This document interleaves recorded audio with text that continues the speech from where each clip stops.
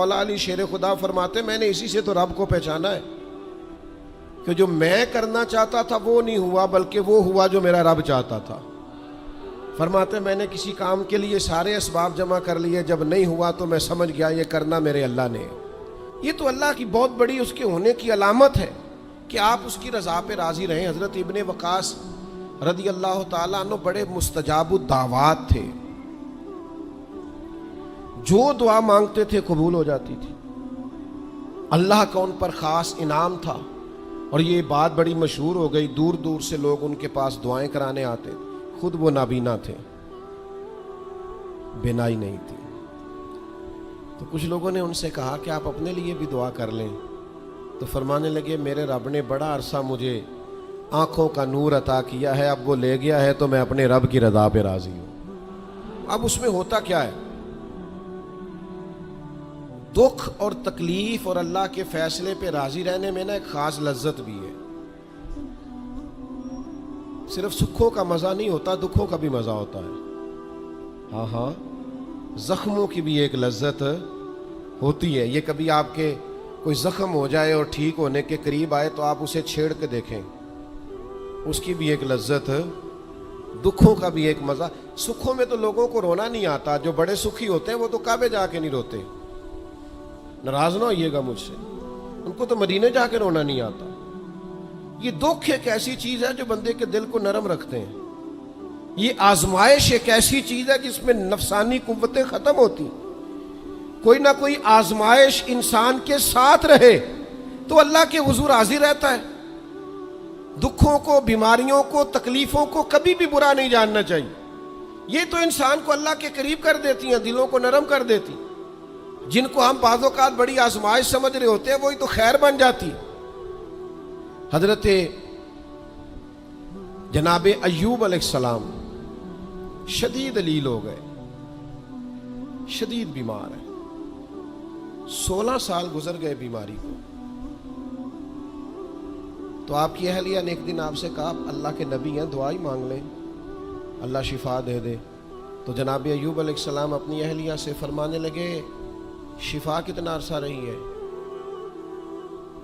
انہوں نے کہا 60 سال۔ فرمایا بیماری کو کتنا عرصہ ہوا؟ کہا 16 سال۔ فرمانے لگے ذرا بیماری کو بھی 60 ہو لینے دے، پھر دعا مانگ لیں گے، ہو لینے دے ذرا 60 سال۔ اللہ کی رضا پہ راضی رہنے کا فیصلہ کیا۔ آپ کی زبان مبارک سے یہ جملے نکلے کہ 60 سال ہو جائیں گے تو کر لوں گا دعا، اللہ تعالیٰ نے اسی وقت شفا عطا فرما دی، ٹھیک ہو گئے جناب ایوب۔ کچھ دن گزرے نا تو آپ کی اہلیہ نے ایک سوال پوچھا، کہنے لگی ایوب یہ بتائیے آپ نے بیماری بھی دیکھی، شفا بھی دیکھی، بیماری ٹھیک تھی کہ شفا؟ تو آپ فرمانے لگے سارے دن ہی اللہ کے ہیں، جس حال میں رکھے ٹھیک ہے۔ وصل اچھا ہے نہ فراق اچھا ہے، یار جس حال میں رکھے وہی حال اچھا ہے، میں سارے دن اس کے ہیں۔ لیکن فرمانے لگے اگر تم مجھ سے پوچھو نا میری ذاتی رائے تو بیماری بڑی اچھی تھی۔ انہوں نے کہا یوں بیماری اچھی تھی؟ آپ فرمانے لگے جب میں بیمار تھا نا تو 24 گھنٹے میں ایک بار میرا رب میرا حال پوچھتا تھا۔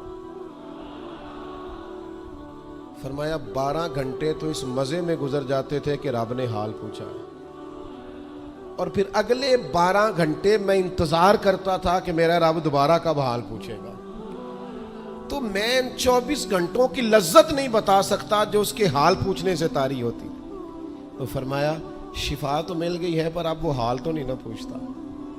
اب وہ میرے بھائی اس بیماری میں جو لذتیں ہیں، جو کرم نوازیاں ہیں، جو رحمتیں، ان کو بھی تو دیکھیں۔ اپنے کریم رب کی رضا پہ راضی تو رہے۔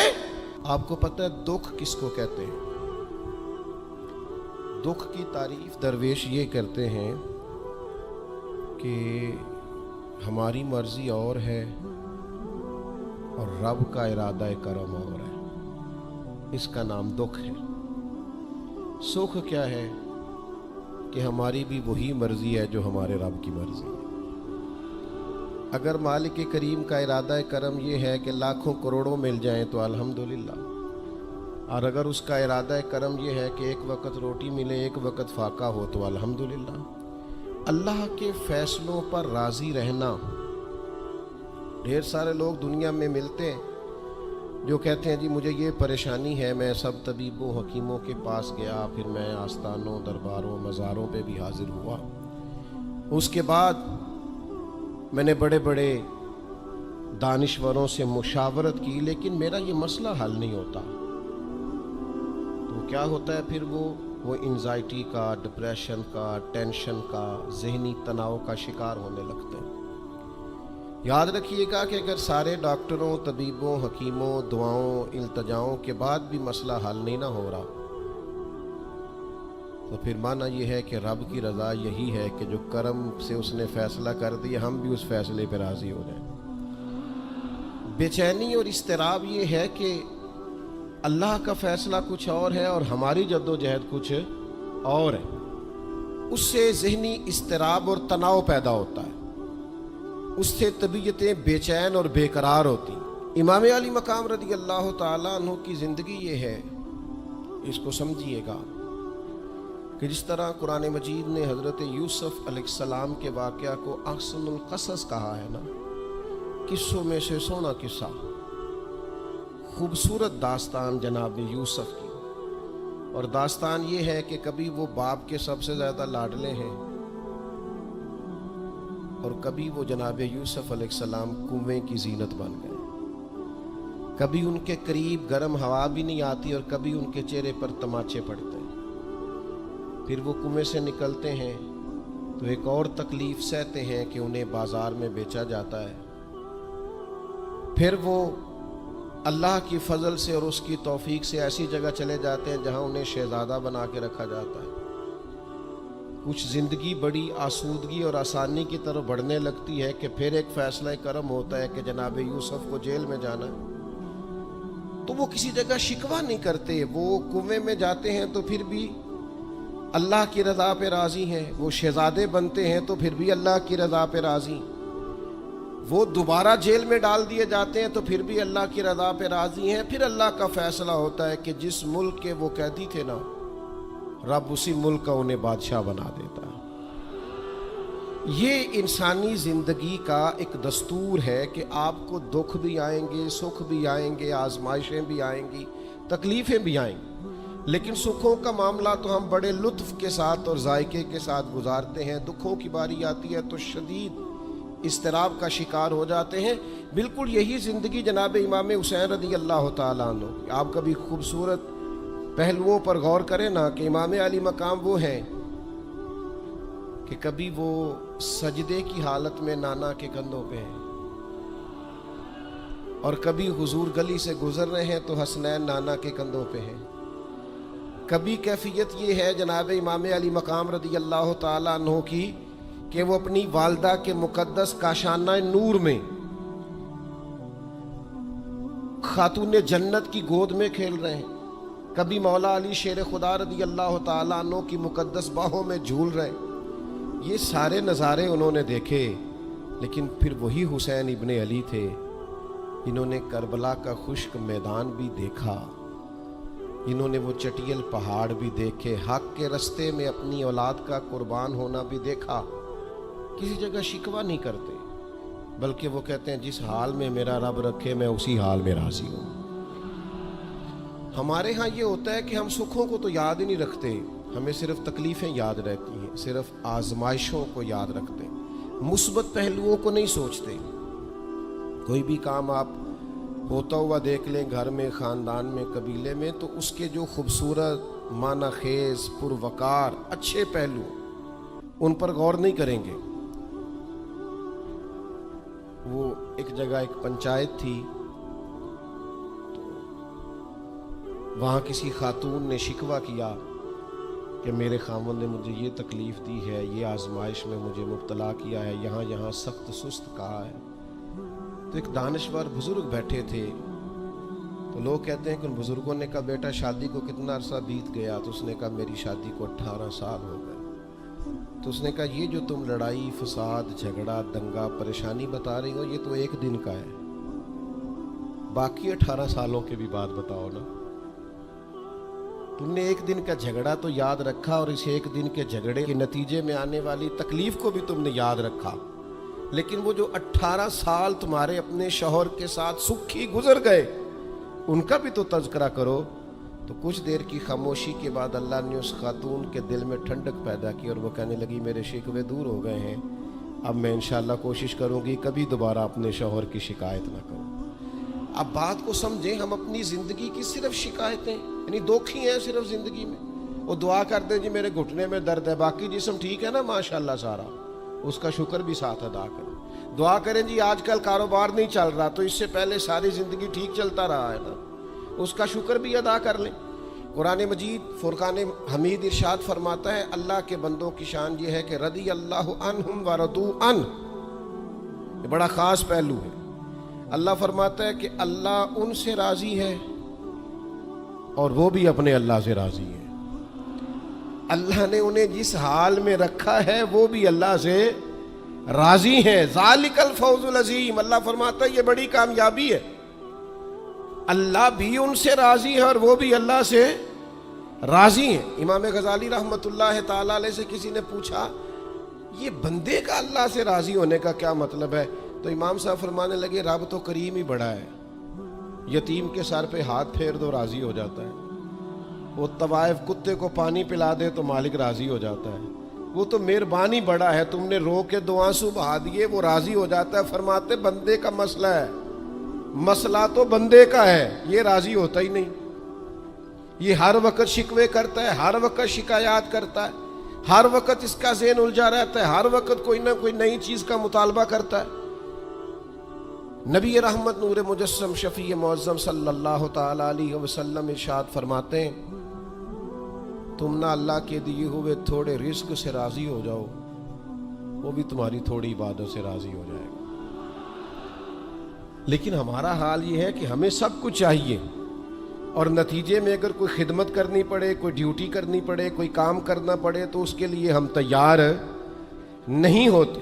عزیز بھائیوں سمجھیے گا، غور فرمائیے گا، توجہ کیجیے گا اس بات پر کہ ہمیں ہر حال میں اپنے رب سے راضی رہنا۔ آزمائش آ جاتی ہے، دکھ آ جاتے ہیں، محنت پوری کریں، جدوجہد پوری کریں، جو کام آپ کرنے جا رہے ہیں اس کے لیے جتنے ضروری اسباب ہیں وہ جمع سارے کریں، لیکن نتیجہ اللہ پہ چھوڑ دیں، رزلٹ اپنی مرضی کا نہ مانگیں۔ یہ عقیدہ توحید یہ ہے کہ نتیجہ جو رب ہمارے لیے نکالے وہ نتیجہ ہمیں قبول ہونا چاہیے۔ درویش نے ایک جملے میں بات ختم کر دی، وہ کہتے ہیں دکھ قبول محمد بخشا، بس راضی رہن پیارے۔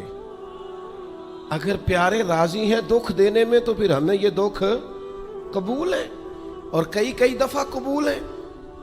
تو اپنی طبیعت کے اندر یہ مقام تسلیم و رضا لائیں، ہر وقت اپنے رب سے راضی رہیں۔ صحیح مسلم شریف میں حضرت عمر فاروق رضی اللہ تعالیٰ عنہ کا ایک جملہ بڑا خوبصورت ہے اور حضور اس کو سن کے بڑے راضی ہوئے، صحیح مسلم میں موجود ہے۔ حضرت عمر نے ایک موقع پر جب سرور کائنات علیہ السلام کو تھوڑا ناراض دیکھا، حضور کے چہرے پر کچھ آثار ناراضگی دیکھے، تو جناب عمر نے ایک جملہ کہا تھا جو بڑا حسین ہے اور کتب احادیث میں چمکتا ہے۔ حضرت عمر نے وہ بات کہی تو حضور کی ناراضگی خوشی میں بدل گئی، نبی پاک علیہ السلام کے چہرے پر جو آثار ناراضگی تھے وہ خوشی کے تصورات میں بدل گئے۔ حضرت عمر عرض کرنے لگے رضیت باللہ ربا وبالاسلام دینا وبسیدنا ومولانا محمد نبی و رسولا۔ حضرت عمر نے حضور کو ناراض دیکھا تو کہنے لگے یا رسول اللہ، ہم اللہ کے رب ہونے پہ راضی ہیں، اسلام کے دین ہونے پہ راضی ہیں، اور اللہ نے آپ کو ہمارا نبی اور رسول بنایا، ہم اس بات پر بڑے راضی ہیں۔ ہم راضی ہیں کہ اللہ ہمارا رب ہے، اسلام ہمارا دین ہے، اور محمد صلی اللہ علیہ وسلم ہمارے نبی اور رسول ہیں، بڑے راضی ہیں۔ بس یہ رضا والا جملہ کہا تو اللہ کے رسول خوش ہو گئے۔ تو اللہ سے راضی رہیں، آپ کے تصورات میں شکوے پیدا نہ ہو، شکایتیں نہ ہو، الجھے نہیں۔ اور بہت سارے لوگ ایسے ہیں جن کا خیال ہے میری بڑی شان ہے تو میرے اوپر مشکلات کیوں آتی ہیں۔ دوست اکثر کہتے ہیں جی میں صدقہ بھی دیتا ہوں، نمازیں بھی پڑھتا ہوں، دل किसी का न दुखे, इसके लिए भी पूरी कोशिश करता हूँ। मेरा ज़िंदगी का मिजाज ये है कि मैं कोशिश करता हूँ कि किसी को मेरे लहजे से, अंदाज से, उठने बैठने से अजियत न पहुँचे, लेकिन फिर भी मुझे मसाइब आते हैं। हम उन्हें कहते हैं आप इबादत करें, मेहरबानी फरमाएं, तजारत तो ना करें। आपकी राय ये है कि मैंने सदका दे दिया, मुसीबत कोई ना आए, मैंने नमाज पढ़ ली, मुशक्क़त कोई ना आए। तो कानून कुदरत ये है कि हुजूर अलैहिस्सलातु वस्सलाम फरमाते हैं सबसे ज़्यादा तकलीफ़ें आती अंबिया पे हैं, और हुजूर फरमाते हैं मैं अल्लाह का लाडला महबूब हूँ, मेरे ऊपर सबसे ज़्यादा तकलीफ़ें आई। ये आप अल्लाह की रज़ा पे राज़ी रह के तो देखें, आपके मिजाज में कमाल बुर्दबारी पैदा हो जाए, एक ठहराव आए। ये दोस्त इंतज़ामात कर रहे होते हैं ना प्रोग्रामों के, इज्तिमात के, महफिल के, तो मैं एक ही बात सबसे करता हूँ, मैं कहता हूँ आपने ना बुर्दबार रहना है, आपने तहम्मुल से रहना है। हम देहाती लोग हैं, तो हमारे यहाँ शादियाँ होती थी ना, तो शादियों पे रिश्तेदार इकट्ठे होते थे, तो सिर्फ ये फिक्र नहीं होती थी कि खाना पूरा हो जाए, सिर्फ इतनी फिक्र नहीं होती थी कि इनके सोने का इंतज़ाम हो जाए, एक फ़िक्र और भी होती थी कि बंदे बड़े इकट्ठे हुए हैं, सारे बरादरी इकट्ठी हुई है, कितने लड़ ना पैन आपस में। हमारे यहाँ ना चढ़ाने वाले ज़्यादा खतरनाक नहीं होते, चिढ़ने वाले ज़्यादा खतरनाक होते हैं। जो ज़रा सी बात पे गुस्से में आ जाएं, ज़रा सी बात पे चिढ़ जाएं, कहीं सुकून ही नहीं, ठहराव ही नहीं ज़िंदगी में। अल्लाह की रज़ा पे राज़ी रहे। मेरे रब ने जहाँ मुझे रखा है सबसे ज़्यादा बाकमाल रखा है। जहाँ मैं हूँ खुदा जाने बुलंदी है कि पस्ती, पर जहाँ मैं हूँ वहाँ कोई नहीं है। आप अपने रब की रज़ा पे राज़ी रहें कि मेरी जहाँ ड्यूटी है, क्या ही बात है, मेरी जहाँ ड्यूटी, हज़रत सिद्दीक़ अकबर को अमीरुल मोमिनीन बनाया गया, लेकिन जनाब बिलाल हबशी के पास मदीने वाले महबूब के मेहमानों की जिम्मेदारियाँ थी, मस्जिद नबवी की कुंजियाँ थीं। कमाल उनका भी बड़ा है और कमाल बिलाल हबशी का भी बड़ा है, हालांकि वो तो मस्जिद में झाड़ू देते थे, खिदमत करते थे। तो आप अल्लाह की रज़ा पे राज़ी रहें, जहाँ रब ने आपको रखा है, जिस मकाम पे रखा है वहाँ आप राज़ी रहें। आपको इत्मीनान महसूस होगा, आप सुकून में आ जाएं, दिल में ठंडक महसूस करेंगे, परेशानियों से निकलेंगे। ये हदीस देखिए, इमाम गज़ाली ने लिखी है, नबी पाक सल्लल्लाहु ताला अलैहि वसल्लम के पास ना सहाबा की एक जमात आई। उन्होंने अर्ज़ की, या रसूल अल्लाह सल्लल्लाहु अलैहि वसल्लम, हम ईमानदार हैं। तो हुजूर ने फरमाया, तुम्हारे ईमान की निशानी क्या है? तुम साहिब ईमान हो तो दलील क्या है? उन्होंने अर्ज़ की, या रसूल अल्लाह, ये ज़रा दलील सुनना। अर्ज़ करने लगे, या रसूल अल्लाह, मुसीबत आए तो सब्र करते हैं, नेमत मिले तो शुक्र करते हैं, और या रसूलल्लाह रब जो फैसले कर दे हम उस पर राज़ी रहते हैं। हुजूर फरमाने लगे, काबे के रब की कसम, तो वाकई ईमानदार लोग हो। अगर तुम अल्लाह के फैसलों पे राज़ी हो, अगर तुम नेमतों पे शाकिर हो, मसाइब पर साबिर हो, तो तुम वाकई मोमिन हो। तो ये याद रखें अच्छी तरीके से कि हमेशा अपने आप को अपने रब के फैसलों पे राज़ी रखें। हमेशा कोशिश करें कि मुकद्दर से शिकवा न करें, तकदीर से शिकायत ना करें। जो हमें नहीं मिला उसके बारे में अपनी तबीयत के अंदर तड़प और तलब ना पैदा करें। बस जो फैसला रब ने कर दिया उस फैसले पर हमेशा राज़ी रहें। ये करके देखें। हज़रत अनस बिन मालिक रज़ी अल्लाह ताला अन्हु फरमाते, एक पूरी जमात जन्नत में जाएगी लोगों की। फरिश्ते उनसे पूछेंगे कि मियाँ हिसाब दे आए हो? तो वो कहेंगे, हमें तो किसी ने हिसाब पूछा ही नहीं। उनसे पूछा जाएगा, पुल सिरात देखी है? कहेंगे नहीं, हमने तो नहीं देखी। उनसे पूछा जाएगा कि मिज़ान अमल? तो उन्होंने कहा नहीं, बिल्कुल नहीं। तो कहा, अच्छा तुम बड़े ख़ास लोग हो, दुनिया में करते क्या रहे हो? तो कहेंगे, करते कुछ भी नहीं थे, रब के फैसलों पे राज़ी रहते थे। और तिबरानी में एक रवायत ऐसी भी मौजूद है कि हुजूर फरमाते हैं, रब कहता है जिसने मेरे फैसलों पे राज़ी नहीं रहना वो रब कोई और ढूंढ ले। अगर तुम मेरे फैसले पे राज़ी ही नहीं हो, ओ भाई, मैं अपने इदारे का सरबराह हूं, जो मेरा फैसला नहीं मानेगा वो निकलेगा इदारे से। میں اپنی جماعت اور تنظیم کے تعلق سے کوشش کروں گا کہ امیر کی اطاعت کا سبق دوں. اگر کوئی نظم و ضبط درست نہیں کرے گا، یہ ایک حال ہے یہاں کے جو مینجمنٹ کے کام ہے، معاملات ہیں، ایک سربراہ آپ نے بنایا ہوتا ہے. اب اس کی اگر بات نہیں مانے گا کوئی ورکر، کوئی کام کرنے والا، تو یقیناً وہ کہیں گے کہ میاں آپ بات نہیں مان رہے، تمہارا نظم و ضبط خراب ہوتا ہے. لہذا اگر آپ نے ہمارے نظم کے اندر نہیں رہنا تو آپ نکل جائیں. تو اللہ کے فیصلوں کو جو لوگ تسلیم نہیں کرتے، اللہ کے فیصلوں کو جو لوگ تسلیم نہیں کرتے، یقیناً وہ کمزور ہو جاتے ہیں. آج بڑے لوگ ہیں جو وظیفے پوچھتے ہیں، اللہ کیسے راضی ہوگا؟ بتاؤں وظیفہ آپ کو. امام غزالی لکھتے ہیں کہ حضرت موسیٰ کلیم علیہ السلام نے اللہ کے حضور عرض کیا، مالک میری قوم پوچھتی ہے تو کیسے راضی ہوگا؟ ہم تجھے راضی کرنا چاہتے ہیں تو کیسے راضی ہوگا؟ تو حضرت موسیٰ علیہ السلام سے رب کریم نے فرمایا، ان سے جا کے کہہ دو کہ مجھ سے راضی ہو جائے، میں بھی ان سے راضی ہو جاؤں. یہ اپنے رب سے راضی رہیں، جو رب ان کے لیے فیصلہ کرے. وہ حضرت سفیان ثوری دعا مانگ رہے تھے نا، یا اللہ راضی ہو جا، یا اللہ راضی ہو جا، یا اللہ راضی ہو جا.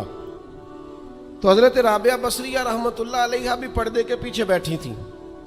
تو جب انہوں نے بہت زیادہ اس دعا پر اصرار کیا نا، یا اللہ راضی ہو جا، تو پردے کے پیچھے سے بول پڑی، کہنے لگی سفیان اب کچھ اور نہ مانگے، اللہ سے آگے نہ چلے.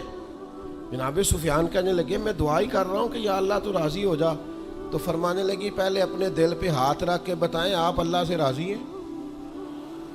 آپ تو کہتے ہیں یہ ہے تو یہ نہیں ہے، کبھی یہ بھی مل جائے نا. اگر آپ ناراض نہ ہوں تو پہلے خیال تھا ایک سواری مل جائے، چاہے موٹر سائیکل ہی ہو، مل گئی. اب بڑے پریشانی ہوتی ہے، کبھی 4 ٹائروں والی ہوتی نا، وہ بھی مل گئی، دے دی، طلب ہی یہ تھی. اب خیال آتا ہے کبھی تھوڑی سی بڑی مل جائے نا، وہ بھی مل گئی. اب جن کی ذرا گاڑیاں اونچی ہیں، ٹائر چوڑے ہیں، وہ پریشان کرتے ہیں، تو بندہ تو روک ہی نہیں رہا کہیں. تو حضرت کلیم سے رب نے فرمایا ان سے کہو مجھ سے راضی ہو جائے، میں بھی ان سے راضی ہو جاؤں.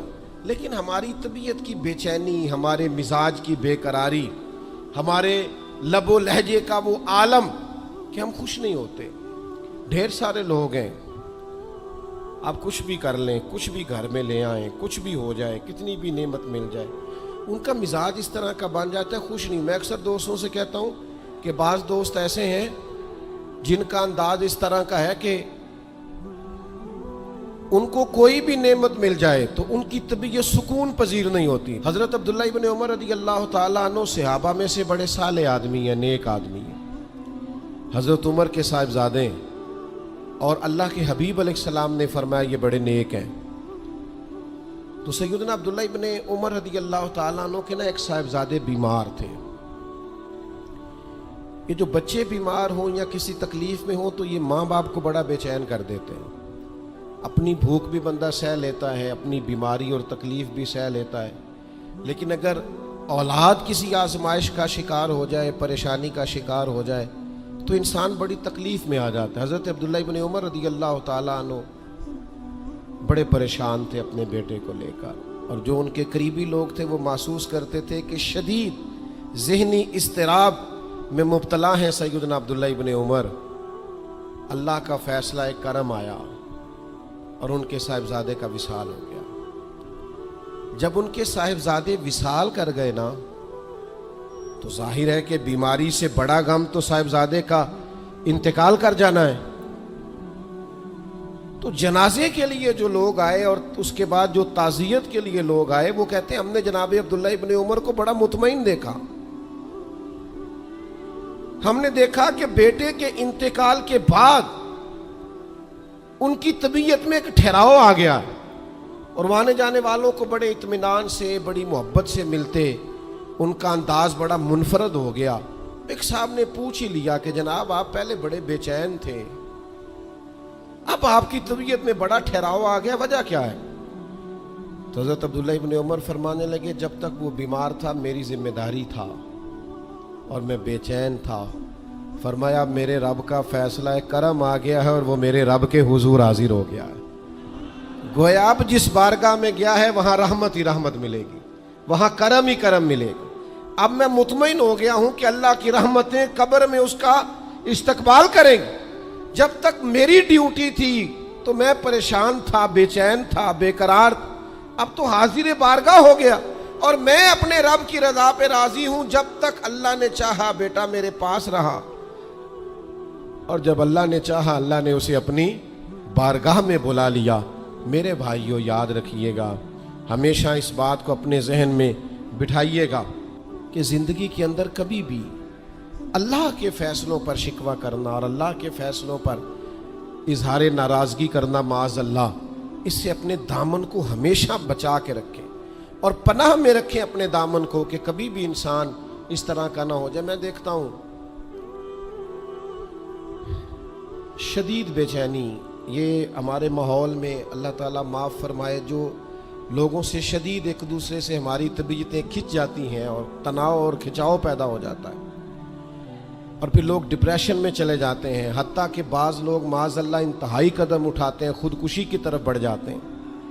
اور بڑے بڑے پڑھے لکھے لوگوں کا ہم ایسا رجحان دیکھتے ہیں کہ وہ عجیب پریشانی کن گفتگو کرتے ہیں, بس اس کا ارادہ تھا ملک سے باہر جانے کا اور وہ حالات سازگار نہیں ہوئے, کسی وجہ سے نہیں جا سکا. تو بھائی سارے لوگ نہیں جا پاتے. آپ ڈھیر سارے لوگوں سے پوچھ لیجئے گا کہ وہ زندگی میں کچھ اور کرنا چاہتے تھے لیکن اللہ کا ارادہ کرم ان کے لیے کچھ اور تھا. اور یہ ایک ایسی اللہ کی توحید کی علامت ہے کہ